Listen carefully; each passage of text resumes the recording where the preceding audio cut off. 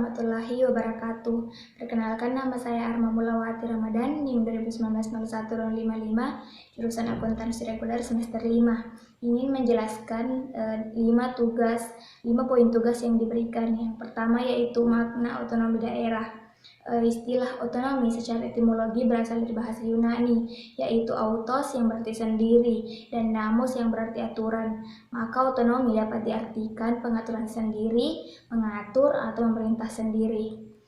Menurut Kamus Besar Bahasa Indonesia atau KBBI, otonomi daerah adalah hak, wewenang, dan kewajiban daerah untuk mengatur serta mengurus rumah tangga sendiri sesuai peraturan perundang-undangan yang berlaku. Poin kedua yaitu konsep desentralisasi yang ada di negara kita. Dalam Undang-Undang Nomor 5 Tahun 1974 tentang pokok pemerintahan di daerah, desentralisasi adalah penyerahan urusan pemerintah dari pemerintah atau daerah tingkat atasnya kepada daerah menjadi urusan rumah tangganya. Dalam sistem desentralisasi, pemerintah pusat memberikan wewenang kepada pemerintah daerah untuk menyelenggarakan pembangunan. Meski memberikan kekuasaan kepada pemerintah daerah, pemerintah pusat tetap memantau. Pada sistem desentralisasi lebih mengedepankan koordinasi daripada komando. Adapun bentuk penerapan mengenai sistem desentralisasi itu adalah otonomi daerah. Otonomi daerah adalah hak, wewenang, dan kewajiban daerah otonom untuk mengatur dan mengurus sendiri urusan pemerintah dan kepentingan masyarakat setempat kepentingan masyarakat setempat sesuai dengan peraturan perundang-undangan. Jadi kewenangan dan tanggung jawab jadi milik daerah itu sendiri, baik dari kebijakan, perencanaan, dan pendanaan. Yang ketiga yaitu anggaran yang ada di sektor publik.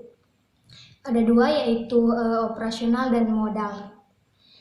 Anggaran operasional adalah anggaran digunakan untuk merencanakan kebutuhan sehari-hari dalam menjalankan pemerintahan. Pengeluaran pemerintah yang dapat dikategorikan dalam anggaran operasional adalah belanja rutin, yaitu belanja yang manfaatnya hanya untuk 1 tahun anggaran saja dan tidak dapat menambah aset atau kekayaan bagi pemerintah. Disebut rutin karena pengeluaran tersebut berulang-ulang, yang artinya ada setiap tahun. Secara umum pengeluaran yang masuk kategori dan anggaran operasional antara lain belanja administrasi umum dan belanja operasional dan pemeliharaan. Adapun anggaran modal. Anggaran modal adalah anggaran yang menunjukkan rencana jangka panjang dan pembelanjaan atas aktiva tetap seperti gedung, peralatan, kendaraan, perabot, dan sebagainya. Pengeluaran modal yang besarnya biasanya dilakukan dengan menggunakan pinjaman. Belanja modal adalah pengeluaran yang masa manfaatnya lebih dari 1 tahun anggaran dan akan menambah aset atau kekayaan pemerintah, dan selanjutnya akan menambah anggaran rutin untuk biaya operasional dan pemeliharaannya.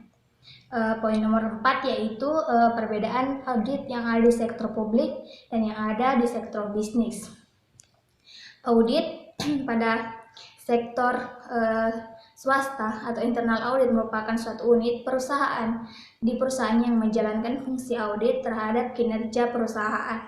Pelaksana audit sektor privat adalah KAP atau kantor akuntan publik.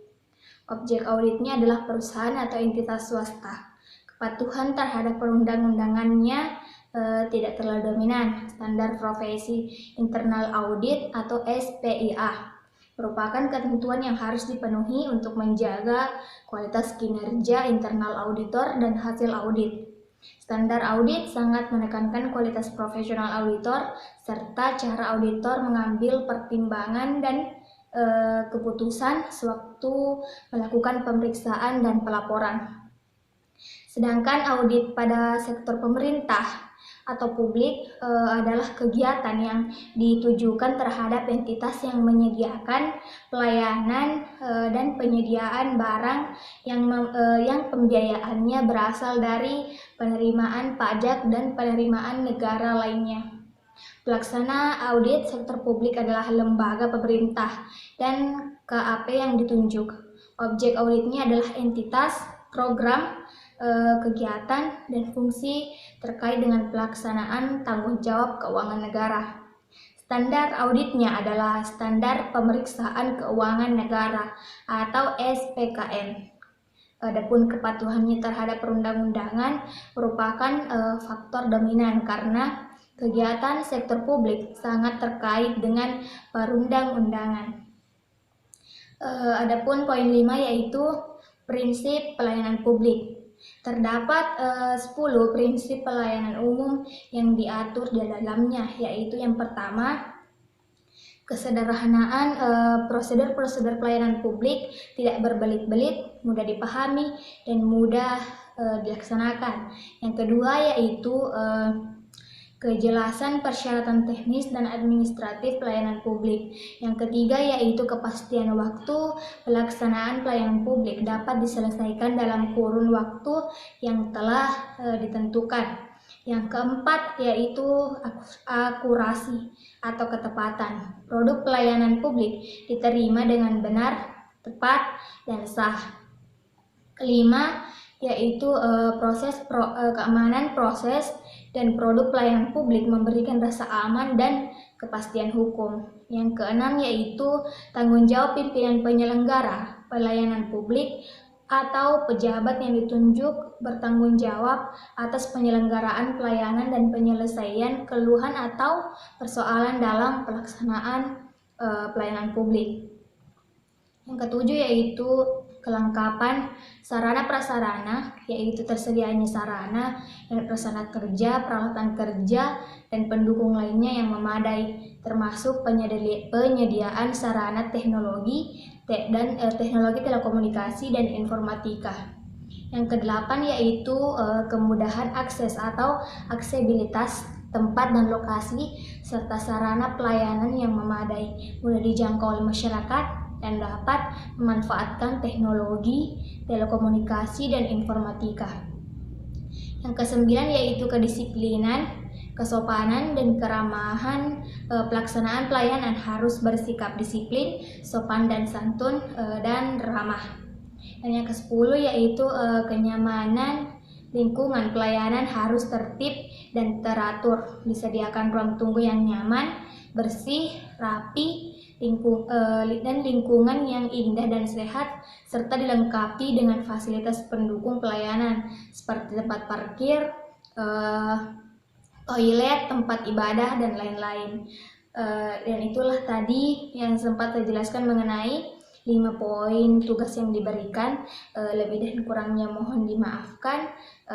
Assalamualaikum warahmatullahi wabarakatuh.